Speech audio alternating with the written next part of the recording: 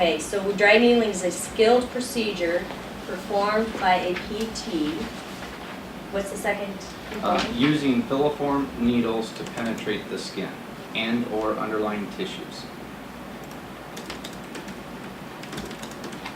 Okay, so filiform needles to penetrate the skin and underlying tissues.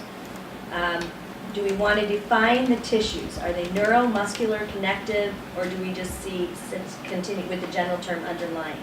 How much definition based on what they're doing? Well, do we want to define the needle? Oh, filiform needle. As like a single filiform needle, a single solid filiform needle, being specific with what the type of filiform needle is? I definitely think you need to state a solid filiform needle. I think that's probably, I don't know. What other kind I don't of even know if there's non-solid ones, What but. kind of filiform Is needles it- are there? I mean, do we use multiple needles? Do we use one single needle? It's supposed to be I one think it needle kind of per depends on, as they both stated, it depends on the area of the, But you could still only use one needle per point. Isn't that the sanitary, sterile? yeah, you would only use one needle per point. You're not taking out the needle and then putting it into another area. So it's one Single use. single use. Single use needle? Like the box. So. I don't know if we would have to even define single. So you're adding to the scope of practice as the acupuncturists sit here?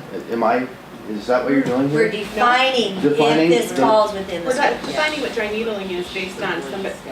It's board discussion, so Laura, It's a Yeah, I charade, think- is what it is. I think in order to guess, answer yeah. the question of if dry needling is within the scope, we have to be working with the definition. Otherwise, it means a different thing to every person. So I think that's what the board is trying to do, is come up with their definition so that then they can answer the question that's been proposed. And I think maybe what they're trying to ask, Shane, maybe you can answer this. Is there ever more than one needle in the body at a time when you do dry needling? Or is it, like you said, usually one, sometimes two or three. Do you take them out before you put, I think that's maybe where we're going. I do not. I'm going to have one needle in hand at a time. One needle in hand. And then, Dispose of it. Another new needle, another spot. so you don't ever put a needle in, Leave release it, grab another one and put it in? I do not. Okay, so you're working with But one. having said that, I don't know. That's why the Practice Act itself is recommended. I agree. I think we have to be really careful making Yeah. it too specific. Yeah, I'd be, yeah. Because we don't, I don't know, I just don't. Basically, I feel like- they're utilizing a filiform needle. And I feel like SB. I don't know if we need to. FSB too.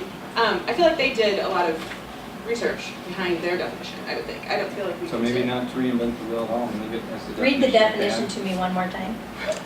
Dry needling is a skilled technique performed by a physical therapist using filiform needles to penetrate the skin and or underlying tissues to effect change in body structures and functions for the evaluation and management of neuromusculoskeletal conditions, pain, movement impairments, and disability.